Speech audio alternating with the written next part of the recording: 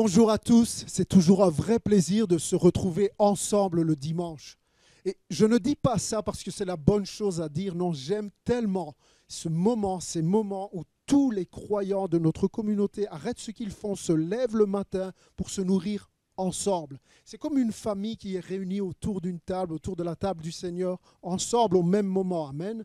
Je rêve vraiment que l'Église, la vraie Église, doit se préparer de plus en plus en ces temps de la fin à vivre sa foi, à vivre la communauté, à vivre l'Église dans des conditions qui seront de moins en moins idéales. Nous ne pouvons pas attendre des conditions idéales pour manifester notre attachement. C'est dans des moments difficiles comme cela qu'on démontre que véritablement nous sommes une église, pas juste un groupe de personnes, pas juste un groupe de gens qui parlent de la Bible. Dans des moments comme celui-ci, qu'on démontre que la communauté Église Nouvel Impact a le droit de porter ce nom d'église. Ce n'est pas rien. Je ne sais pas si vous pouvez vous imaginer être l'église de Jésus, être l'épouse. Ce n'est pas juste écrire église sur un logo. Il faut être l'église telle que Dieu a prévu qu'elle soit. L'église est un corps où ce n'est pas une église. L'église est une famille où ce n'est pas une église. L'église ne fait pas que dire « vous me manquez », mais elle manifeste un amour intentionnel, même dans les moments difficiles. Vous savez, sinon, on n'a pas le droit de s'appeler église. On peut être un groupe d'amis, on peut être un club, on peut être une communauté virtuelle, mais une église, c'est des hommes et des femmes qui s'aiment et qui manifestent cet amour, y compris quand toutes les conditions ne sont pas réunies pour être l'idéal. Je ne sais pas si vous réalisez, mais les chrétiens persécutés partout dans le monde rêveraient d'avoir des conditions telles que nous en avons. Les vraies églises qu'on voit dans les actes des apôtres, je pense, auraient tout donné pour avoir les moyens que nous avons aujourd'hui. Alors si on est l'église véritablement, si on est une famille, on n'a pas le droit de dire « Oh, je vais attendre que ça reprenne en présentiel » ou « Je vais suivre le culte l'après-midi cette semaine » ou le live de prière, le live de louange. Ça ne m'intéresse pas. Non, l'heure du culte, un nouvel impact, c'est 10h30 le dimanche matin. Et si tu fais vraiment partie de cette communauté, eh bien tu es là avec tes frères et sœurs. Tu viens à la table avec papa et la famille spirituelle. On se nourrit ensemble. On n'est pas appelé à vivre l'église à notre sauce ou à débattre là-dessus. On vit l'église comme Dieu l'a décidé, ou alors nous ne sommes pas l'Église. Vous savez, la raison pour laquelle on laisse les cultes sur YouTube après leur diffusion du dimanche matin, ce n'est pas pour le confort des chrétiens de l'Église. C'est destiné à ceux qui ne font pas partie de l'Église ou pour ceux qui veulent réécouter et méditer. Mais si tu fais partie de l'Église Nouvel Impact, tu es censé être là à 10h30 le dimanche matin. Sachons discerner les temps dans lesquels nous vivons. Jésus était indigné par les pharisiens. Il disait « Hypocrite, vous savez discerner l'aspect du ciel, mais vous ne savez pas discerner les signes des temps. » Est-ce que l'Église réalise qu'il n'est pas temps de se relâcher? Est-ce que l'Église réalise qu'en ces temps de la fin, il est grand temps de se serrer les coudes et d'être bouillant et d'être passionné? Seule l'Église qui est passionnée survivra et grandira. Alors, on va prier ensemble. Seigneur, pardonne-nous, on vient devant toi avec humilité, pardonne notre légèreté. Tu es notre plus grand trésor et nous allons rester sur le chemin étroit qui mène à la vie présentielle ou virtuelle. Nous sommes avec toi. Toi, tu es toujours avec nous. Sois glorifié, Jésus. Amen. Amen. Ce matin, on continue notre série Victoire intérieure sur le chapitre 4 et les 5 premiers versets de 1 Thessaloniciens. Alors on a parlé la semaine dernière de l'importance que revêt notre comportement aux yeux de Dieu. Clairement, il y a des choses qui lui plaisent et des choses qui lui déplaisent. Ça ne peut pas être plus clair. Paul dit, vous avez appris comment vous devez vous conduire pour plaire à Dieu. Et on a commencé par rappeler que, évidemment, on n'obtient pas le salut en étant des enfants sages ou en étant une bonne personne avec une bonne moralité. Ce n'est pas ça les critères de Dieu pour le salut. J'aime cette citation de Charles Spurgeon qui a dit « Votre bonne moralité peut éventuellement vous garder hors de prison, mais seul le sang de Christ a le pouvoir de vous garder hors de l'enfer. » Pour être sauvé, tu n'as pas d'abord besoin de bien te conduire, tu as d'abord besoin que Jésus pardonne tes péchés. Et la bonne nouvelle est qu'il n'y a pas de péché que Jésus ne peut pardonner. C'est pour ça que j'aime prêcher un évangile qui est christocentrique, comme l'apôtre Paul. Parce que ce n'est jamais un message accusateur, mais au contraire, c'est un message d'espoir qui me rappelle que je ne suis pas le centre de mon salut. Mon comportement n'est pas le centre, Jésus est le centre. Mon péché n'est pas le centre, L'enfer n'est pas le centre. La loi n'est pas le centre. Jésus est le centre et il n'y a rien qui soit plus grand, plus fort, plus merveilleux que Jésus. C'est pour ça que le salut est gratuit, parce qu'il a coûté cher à Jésus. Amen. Maintenant, la vie du croyant ne s'arrête pas au salut. Parce que quand une personne se tourne vers Jésus pour le suivre, il y a maintenant un changement qui s'opère au niveau de son cœur et donc de son comportement. Le Saint-Esprit fait un travail. Souvenez-vous de l'image de C.S. Lewis dont on a parlé, la maison vivante que nous sommes et que le Saint-Esprit transforme chaque jour. Il fait un changement intérieur qui produit, qui se voit dans la vie de cette personne. Un changement dans sa conduite, dans son caractère, dans ses habitudes, qui se traduit naturellement dans ses choix, sa façon de parler, ses relations, les lieux qu'il fréquente. Toute sa vie est transformée à cause de cette victoire intérieure. Et dans le chapitre 4, l'apôtre Paul nous encourage à progresser chaque jour dans ce qu'il appelle la sanctification. La pensée centrale est vraiment « fait mieux aujourd'hui qu'hier ». Nous vous le demandons et nous vous y encourageons dans le Seigneur Jésus, progressez encore. La sanctification n'est pas devenir meilleur que quiconque, c'est devenir de plus en plus semblable à quelqu'un, de plus en plus semblable à Jésus. C'est ça la sanctification. Nous avons vu la semaine dernière que Paul aborde le sujet de l'immoralité sexuelle. On en a beaucoup parlé. Quand il s'adresse aux Thessaloniciens, Paul parle de l'immoralité sexuelle parce que le comportement du chrétien dans ce domaine est important. Mais j'ouvre une parenthèse pour dire que la sexualité n'est pas le seul sujet qui intéresse l'apôtre Paul quand il parle de sanctification. Il en parle ici parce que ça correspond au contexte des Thessaloniciens. C'était leur combat et cela me semble tellement pertinent aujourd'hui pour nous. Mais si vous regardez à l'ensemble des épîtres, à l'ensemble des écrits de l'apôtre Paul, il parle aussi d'autres éléments du comportement, de la conduite des chrétiens qui sont appelés eux aussi à changer et à grandir. Ce n'est pas juste la sexualité. Et regardez comment Paul met toute une liste de péchés finalement sur la même ligne d'une façon de parler. Dans 1 Corinthiens 6, 9, par exemple, il dit « Ceux qui pratiquent la justice n'auront aucune part au royaume de Dieu. » Puis il continue sur la même ligne, les idolâtres, les adultères, les pervers, même ligne, les voleurs, les avares, les ivrognes, les calomniateurs, ceux qui pêchent avec leurs paroles ou les malhonnêtes, tout ça sur la même ligne. Vous savez, il y en a, ils disent, moi, je n'ai pas de problème au niveau de l'immoralité sexuelle, mais malheureusement, ils se plaisent à calomnier ou à dire du mal avec leur langue. Et là, on dit, ce n'est pas si grave finalement, il doit faire un travail, je dois faire un travail sur moi-même. Paul dit non. Un péché est un péché. Et nous avons tous besoin de progresser, peu importe notre combat. La sanctification est le lot de chaque chrétien. Mais voici la bonne nouvelle. Paul continue et c'est merveilleux.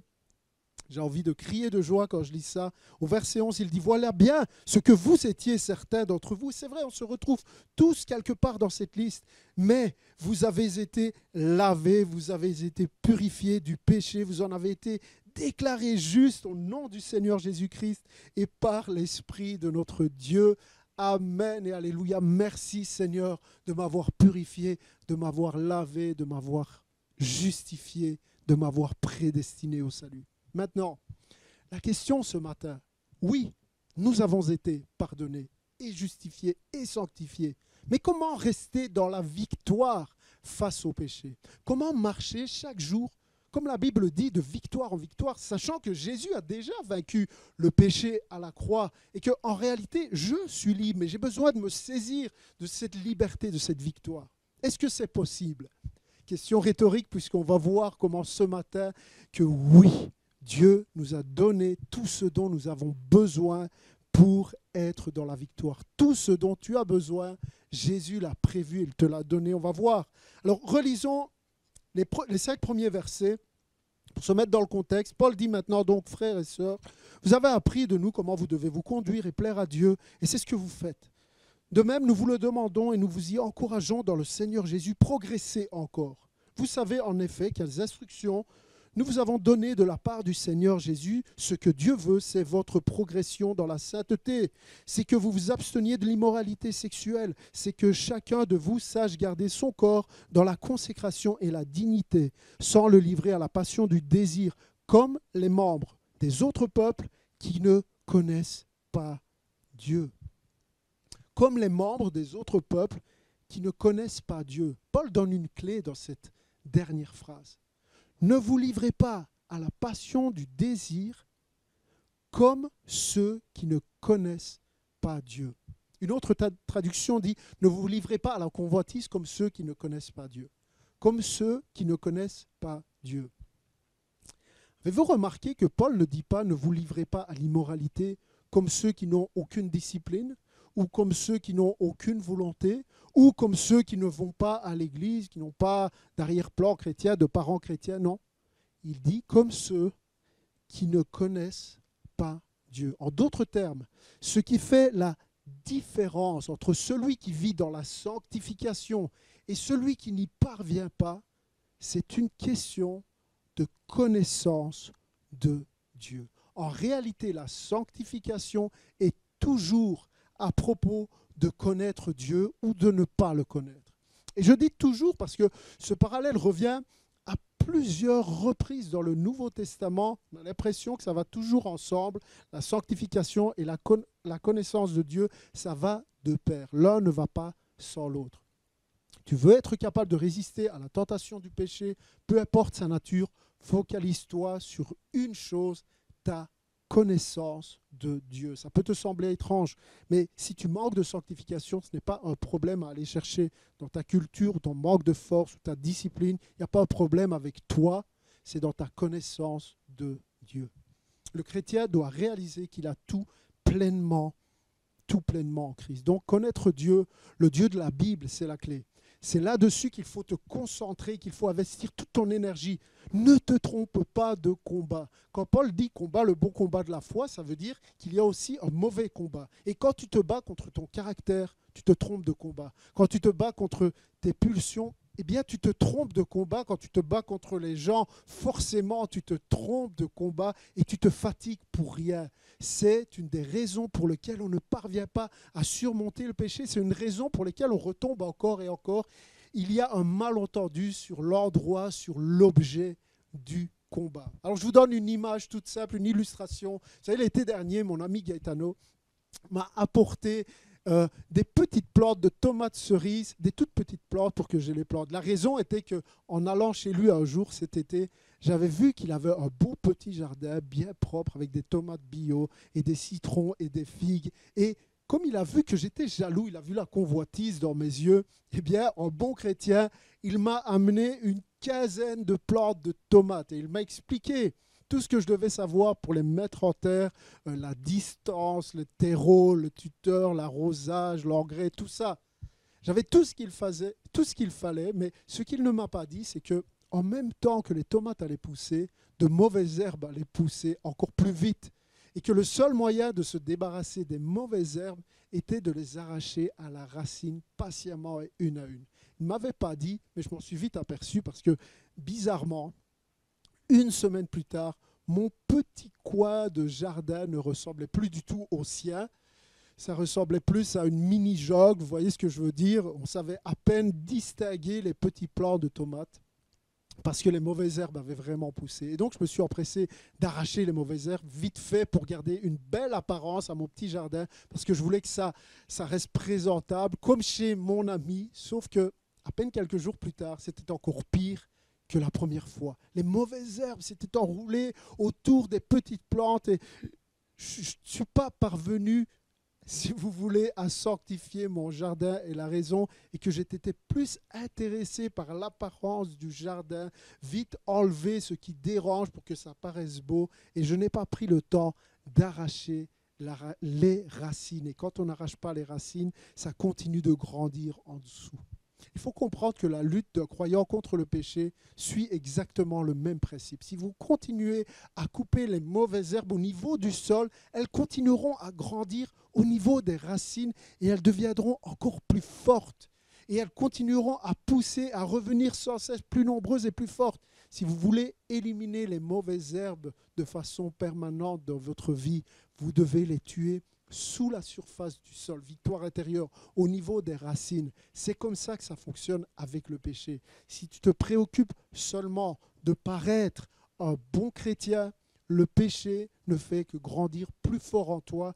Il faut aller à la racine. Et si tu es un croyant né de nouveau, il faut véritablement voir tes tendances pécheresses comme des restes morts de ta vie passée, des mauvaises herbes, des restes qui doivent être extirpés à la racine. Et on voit ça dans Colossiens 3,5. Par conséquent, considérez les membres de votre corps terrestre comme morts à l'immoralité, à l'impureté, à la passion, au mauvais désir et à l'avidité. On veut gagner avec nos propres forces, avec la psychologie, avec notre force physique ou émotionnelle, au lieu de nous appuyer sur les ressources que Dieu a mis à notre disposition afin de nous garder dans la victoire. Si vous essayez d'arrêter de pécher simplement d'une manière externe pour sauver les apparences, parce que vous venez à l'église, et vous voulez être bon chrétien, vous voulez juste avoir un beau jardin, sans vous occuper du problème fondamental au niveau de votre cœur, vous ne développerez pas véritablement la sainteté. John Owen a dit « Tuez le péché ou il vous tuera ». C'est tellement puissant, tuez le péché ou il vous tuera. Alors, je vais être très pratique dans ce message ce matin. Tu veux t'emparer de la victoire que Jésus t'a acquise à la croix. Tu veux cette victoire intérieure, c'est possible en nourrissant ta foi de la connaissance de Dieu. C'est le seul et unique chemin pour gagner vraiment. Nourris ta foi, sature ta foi de la connaissance de Dieu chaque jour et on va voir précisément comment on fait ça. Voici Dieu nous a donné dans sa parole 4 ressources afin d'être vainqueurs sur le péché. 4 ressources. La première ressource, c'est de fuir le péché. La Bible nous montre que la première chose qu'un homme, une femme doit faire face à la tentation et au péché, ça va peut-être vous étonner, mais c'est de fuir activement toutes les tentations qui peuvent menacer votre pureté. Fuir. 2 Timothée 2, versets 21 et 22, Paul commande à Timothée de fuir continuellement les désirs de la chair, les désirs pécheurs. Et l'apôtre Pierre nous encourage aussi à veiller à cause du lion rugissant qui cherche à nous dévorer. J'aime cette image du lion dévorant de 1 Pierre chapitre 5. Si tu sais qu'il y a un lion dans la ville, ce n'est pas le bon moment pour aller passer une soirée dans le carré. Et il y a des lions et des lionnes aussi. Alors fuis. C'est complètement fou de prendre la question du péché à la légère ou de surestimer notre capacité à résister à la tentation. C'est soit un manque de crainte de Dieu, on n'a plus peur de décevoir Dieu, ou alors une preuve d'orgueil parce qu'on se croit plus fort que ce qu'on croit, que ce qu'on est. Il y en a qui disent, mais moi je voudrais que Dieu me libère de l'envie de pécher, alors je ne veux pas fuir. Est-ce que le Saint-Esprit ne peut pas me libérer de ça, me libérer de la tentation, m'enlever l'envie de pécher? Et je crois qu'on a un exemple concret dans la parole de Dieu qui répond à cette question. Joseph, dans le livre de la Genèse, chapitre 39, qui chaque jour était tenté, harcelé, mais ça dit qu'il a fui la séduction. Ça veut dire que si c'est important pour toi de plaire à Dieu et de lui obéir, alors tu prends naturellement la première ressource que Dieu t'a donnée, c'est juste de la sagesse. Évite les situations, les lieux dans lesquels tu sais que la tentation va surgir. Ce n'est pas une question de loi, tu peux ou tu ne peux pas faire ceci. C'est une question de crainte de Dieu. Est-ce que tu aimes Dieu? Et je crois que c'est propre à chaque personne, clairement. Il y en a, tu le sais, quand tu es dans telle ou telle situation, tel ou tel endroit, quand tu fréquentes telle ou telle personne, tu sais que tu vas craquer. Alors tu vas délibérément décider d'arrêter d'aller ou de fréquenter. Et tu le fais par amour. Peu importe ce que les gens disent, ce qui compte pour toi, c'est ce que Dieu pense et c'est d'obéir à la parole de Dieu qui t'encourage à progresser. Première ressource, fuis. Peut-être que quelqu'un, c'est juste des applications sur ton téléphone qui sont une occasion de chute. Alors, parce que Jésus est ton trésor, il est plus important pour toi que tout au monde. Alors tu vas juste couper avec ça. Personne ne t'oblige. Tu veux juste progresser dans ta sanctification. Je crois qu'on est tellement loin de est-ce qu'un chrétien peut faire ceci ou est-ce qu'un chrétien peut faire cela. C'est une question avant tout d'honorer Dieu et d'aimer Dieu. Jésus a dit, si ceci ou cela est une occasion de chute pour toi, tu coupes, tu arraches. Jésus ne veut pas dire que tu te coupes une main ou que tu t'arraches un œil, mais il dit, prends cela très au sérieux. Coupe, arrache avec ce qui est une occasion de chute dans ta vie et qui t'amène non pas à progresser, mais à régresser.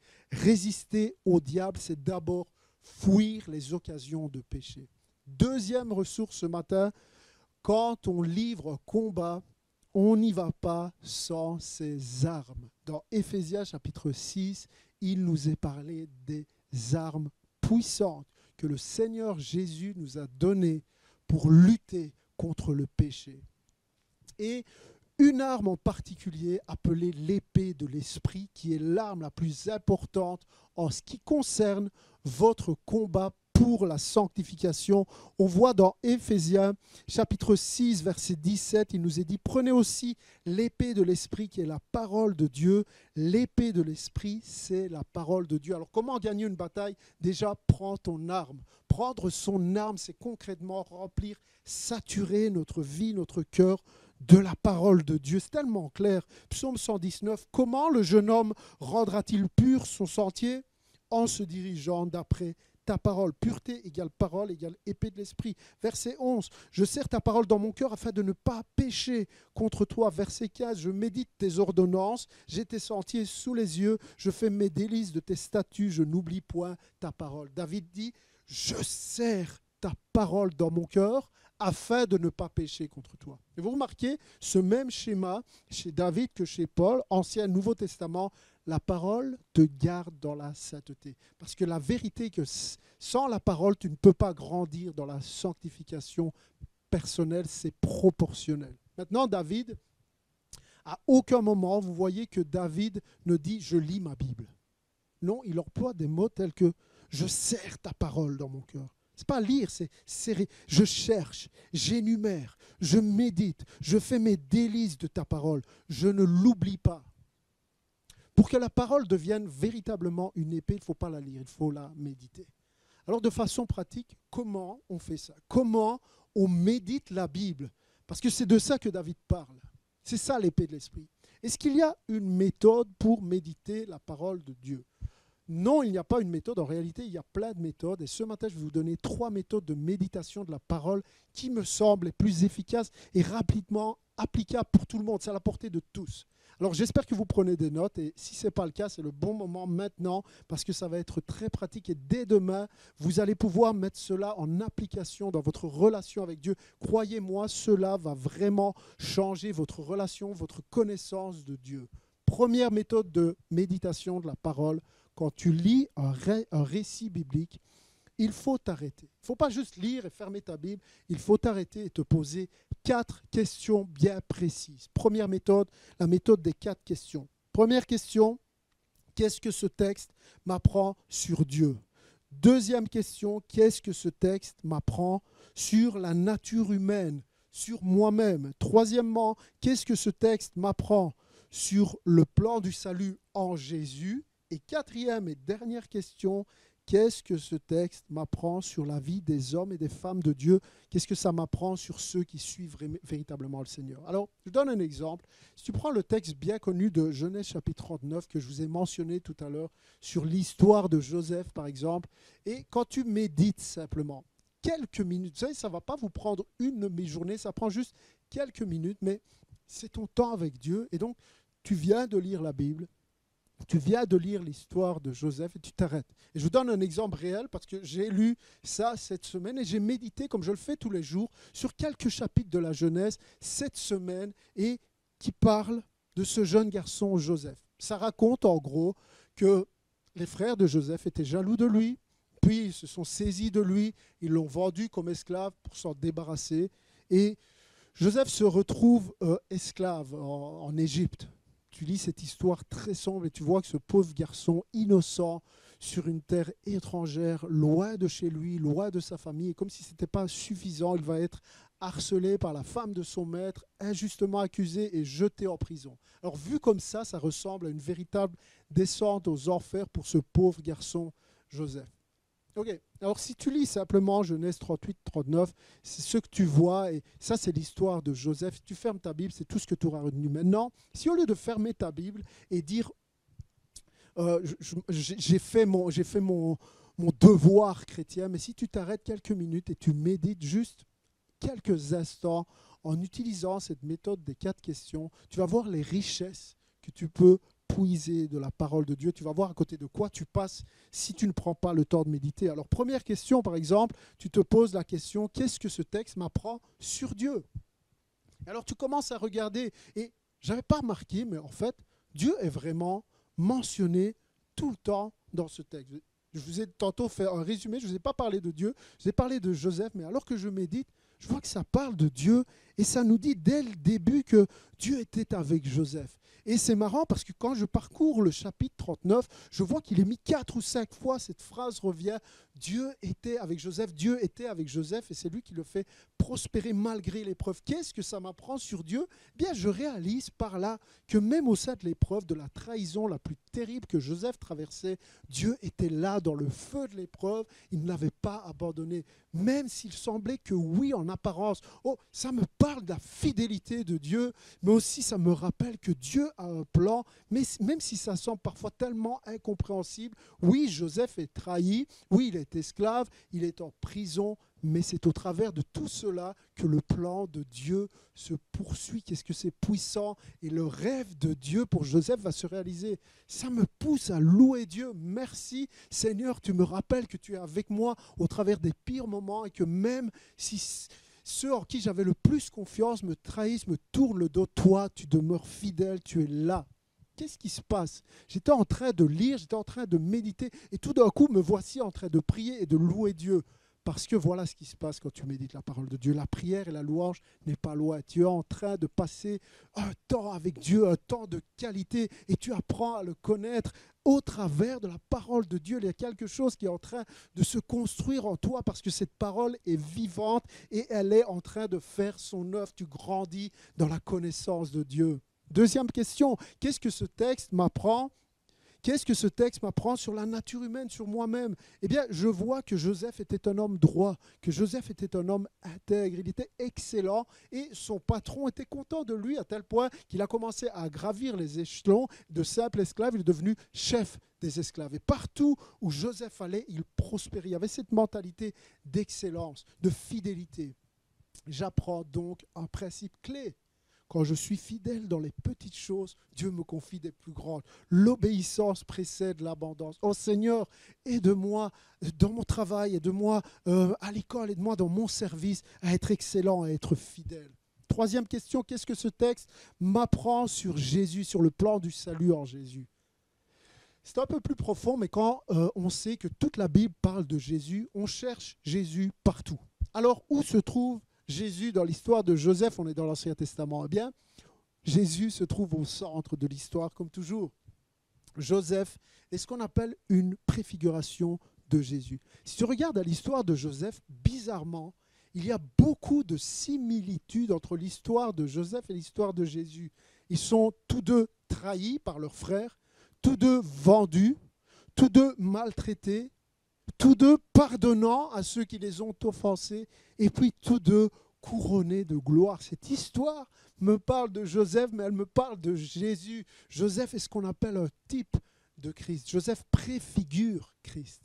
Et je peux me souvenir, en méditant, que Jésus a quitté son ciel de gloire pour me sauver. Et son pardon me pousse à pardonner à mon tour. Et je me rappelle que Joseph a pardonné ses frères, comme Jésus a dit, Père, pardonne-leur, car ils ne savent que ce qu'ils font. Et cela me pousse à pardonner. Quatrième question, alors que je médite la parole de Dieu, qu'est-ce que ce texte m'apprend sur la vie des hommes et des femmes de Dieu? Eh bien, je vois que même dans les pires moments, Joseph n'a pas remis Dieu en question. Je vois aussi que Joseph refuse de se compromettre. Et vous savez, si je me mets à sa place, je pourrais dire, oh, c'était le contexte, Joseph aurait pu craquer, mais non, Joseph va dire non. Il va dire non à la tentation. Il va dire, comment ferais-je un si grand mal et pécherais-je contre Dieu? Je vois que Joseph a exercé le pardon envers ses frères. Le mal que vous aviez prévu de me faire, Dieu l'a changé en bien, dira-t-il. Alors ça m'envoie dans la prière. Seigneur, merci de m'avoir parlé ce matin. Seigneur, merci de me garder de tout péché, de toute tentation. Saint-Esprit, fais ton travail en moi. J'ai confiance en toi, Seigneur, tu ne m'abandonnes pas. Vous savez, quand une journée commence comme ça, je pense que ça va être une bonne journée. Et croyez-moi, la dernière chose que tu as envie de faire quand tu as médité la parole de Dieu de cette manière-là, c'est de te vautrer dans le péché. Deuxième méthode de méditation de la parole, eh bien, c'est simplement de prendre un texte, de réfléchir au sens de chaque mot. Par exemple, je prends Jean chapitre 4, verset 34, un court verset qui dit « Jésus dit, ma nourriture est de faire la volonté de celui qui m'a envoyé. » Je réfléchis à ça, ma nourriture. Donc, faire la volonté de Dieu me nourrit, me remplit. Faire la volonté de Dieu n'est pas censé, d'après ce verset, me vider, m'affamer, me lasser, me laisser un sentiment de faim, mais me nourrir. C'est vraiment bon ça, la parole de Dieu. Est-ce qu'en ce moment dans ma vie, je suis dans ma volonté ou est-ce que je suis dans sa volonté? Parce que si je veux être nourri et être rempli, être rassasié, je dois être dans sa volonté. Oh Seigneur, est-ce que dans mes prières, est-ce que c'est d'abord ta volonté ou est-ce que c'est ma volonté? Oh, chaque chose. On peut aller très loin en réfléchissant sur chaque mot d'un seul verset. Et puis la troisième méthode qui consiste à reformuler un texte dans nos propres mots. Par exemple, j'ai pris Romains chapitre 6, verset 1. Paul dit, que dirons-nous donc? Demeurerions-nous dans le péché afin que la grâce abonde? C'est une question. Loin de là, nous qui sommes morts au péché, comment vivrions-nous encore dans le péché? Alors, si je vais dire ce verset-là, dans mes propres mots, que dirons-nous donc? Demeurerions-nous dans le péché? Si je vais dire ça avec mes propres mots, je dirais, je ne peux plus vivre dans le péché parce que je suis mort pour le péché. C'est ce que Paul dit. Et ce n'est pas parce que Dieu fait grâce qu'il nous donne une permission pour pécher. Et cela doit m'encourager, en fait, à ne pas faire n'importe quoi. Paul dit, que dirons-nous donc? Vraiment pas. La promesse liée à la méditation est infinie. Troisième ressource pour grandir dans la sanctification, la connaissance de Dieu. Premièrement, fuir. Deuxièmement, méditer la parole. Et puis la troisième ressource que Dieu nous a donnée, c'est la louange. Saint Augustin a dit, pour changer les gens en profondeur, il faut changer ce qu'ils adorent. Il faut réaliser qu'à la source de tous nos problèmes et de tous nos péchés se trouve le fait que nous n'aimons pas Dieu plus que tout. Et la louange est une arme puissante parce qu'elle développe notre amour pour Dieu plus que toutes les autres formes de prière. La louange envers Dieu nous amène à aimer Dieu plus que tout. Et je crois que ce n'est pas un hasard si la louange occupe la toute première place dans la prière de Jésus, le Notre Père, et qu'un livre tout entier de la Bible est consacré à la louange, les psaumes. Voici une explication de pourquoi la louange est si puissante. C.S. Lewis s'est beaucoup interrogé et il dit quelque chose de très pertinent. Il dit « Je crois que nous prenons plaisir à faire l'éloge, donc la louange de ce que nous aimons, car la louange ne fait pas qu'exprimer notre plaisir, elle le complète. La louange vient compléter. Le plaisir que nous procure une chose n'est complet que lorsqu'on peut en faire l'éloge, la louange. Elle en est l'accomplissement parfait. » Donc, ce que C.S. Lewis explique ici, c'est que louer Dieu, ce n'est pas juste, Dieu n'a pas besoin de nourrir son ego, mais louer Dieu nous permet de prendre plaisir en lui et donc de passer d'une connaissance abstraite, d'une connaissance théorique, d'une connaissance psychologique à une relation qui transforme le cœur. Dans la louange, il y a cette révélation qui gagne ton cœur et qui te permet de réaliser qu'en Dieu, tu as tout ce dont tu as besoin. C'est la louange.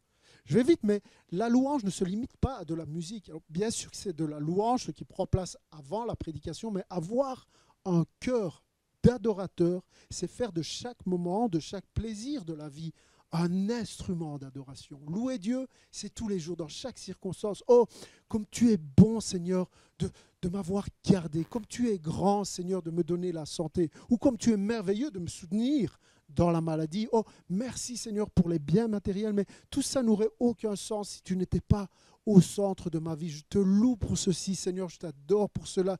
Et il y a la reconnaissance. Vous savez, quand on loue Dieu pour ce qu'il fait, cela finit toujours par louer Dieu pour ce qu'il est, parce que tu es mon Seigneur, parce que tu es mon Dieu.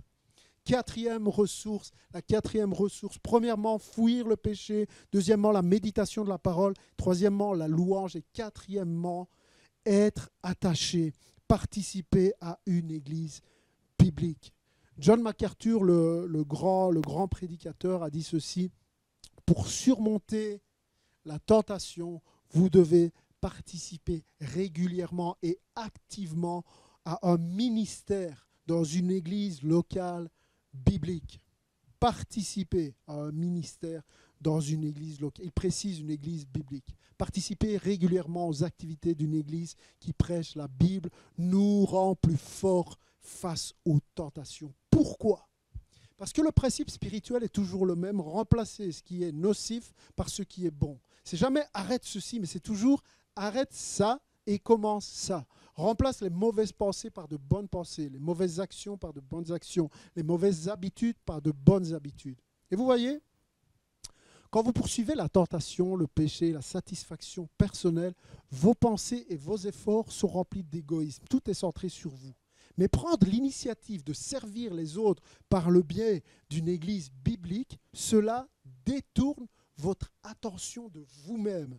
Cela t'amène à développer l'habitude d'aimer et de servir les autres plutôt que toi-même. En faisant cela, on devient plus comme Jésus. Oh, j'espère que vous pouvez saisir les 4 ressources que le Seigneur a mis à notre disposition pour vaincre et pour grandir dans la connaissance de Dieu. Si vous êtes un vrai chrétien et que vous avez un péché contre lequel vous bataillez, sachez que le Seigneur vous a pardonné sur la base de l'œuvre de Jésus sur la croix et que tout péché est déjà vaincu. La Bible nous dit en Jean 9, si nous confessons nos péchés, il est fidèle et juste pour nous pardonner nos péchés et pour nous purifier de toute iniquité. Quelle consolation, quelle grâce. Ce n'est pas sur base de notre comportement.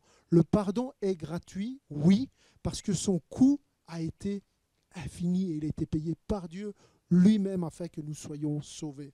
Que le Seigneur vous donne la force d'avoir une victoire grandissante dans vos combats pour la foi et pour l'obéissance. Un seul conseil, focaliser sur la connaissance de Dieu, sur les ressources, fuir, méditer, louer et participer.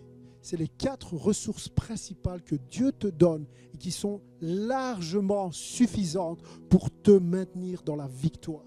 La semaine prochaine, nous nous arrêterons sur la deuxième partie du chapitre 4 de 1 Thessaloniciens, victoire intérieure, et on va encore être nourris et bénis. On va parler de ce qui se passe après la mort. Beaucoup de choses sont dites, mais qu'est-ce que Paul dit dans l'épître aux Thessaloniciens? Alors préparons-nous, prions, préparons ce service de dimanche prochain ensemble dans la prière. N'oubliez pas, préparez-vous au retour de Jésus, car il revient bientôt. Prions ensemble.